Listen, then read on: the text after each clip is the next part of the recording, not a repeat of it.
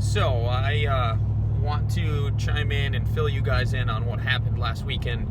To me, at the range, I was taking a kind of like a dynamic pistol course, kind of doing, quick draws and advancing from different targets and this and that. And I brought my concealed gun, Walther CCP. There's been good reviews and bad reviews about this gun. I personally think this is a great little gun. I've had no issues. I've owned it for about 2 years now.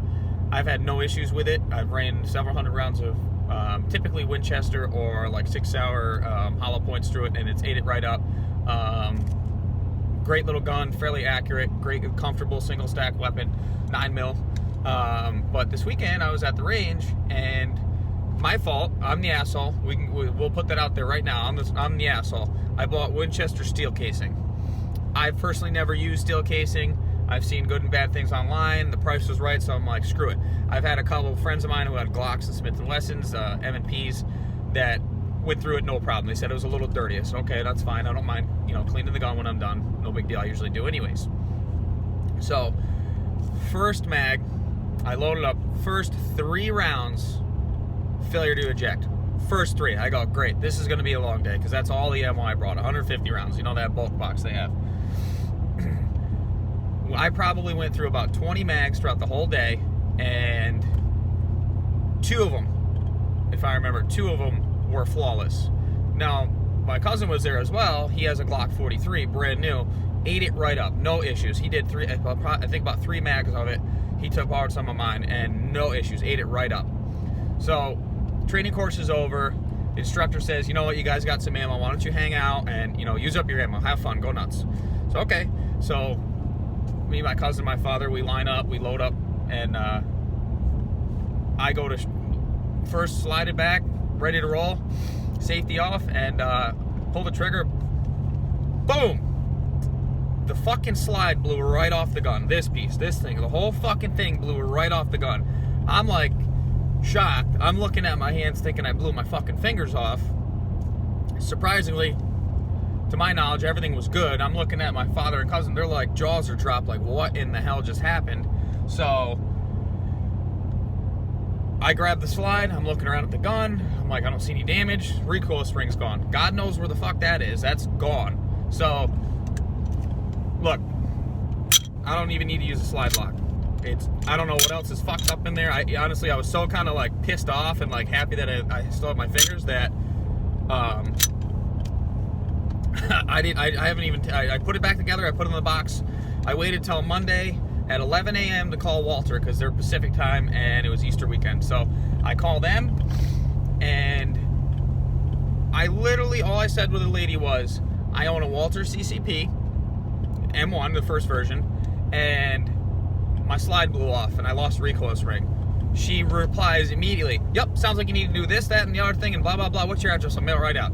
So confident in her answer. I'm like, I go, I didn't tell her what kind of ammo I was running, because I'm sure she would have frowned upon that. But I looked on, prior to calling her, I looked online, and usually I'm not a typical Google person, but I looked online, and it stated that it's happened before to some other people who own the CCP, and the slide blows off.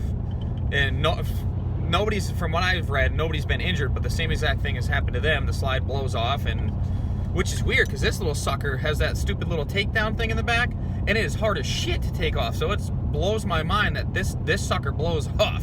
If you don't know how to take this slide off, this is a pain in the ass. Once you do it a couple times, it's not a big deal, but I'm shocked that this thing blows off like that.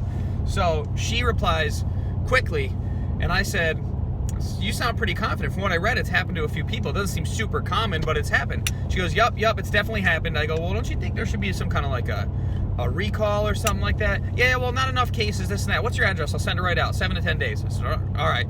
So I'm waiting for my parts to rebuild this.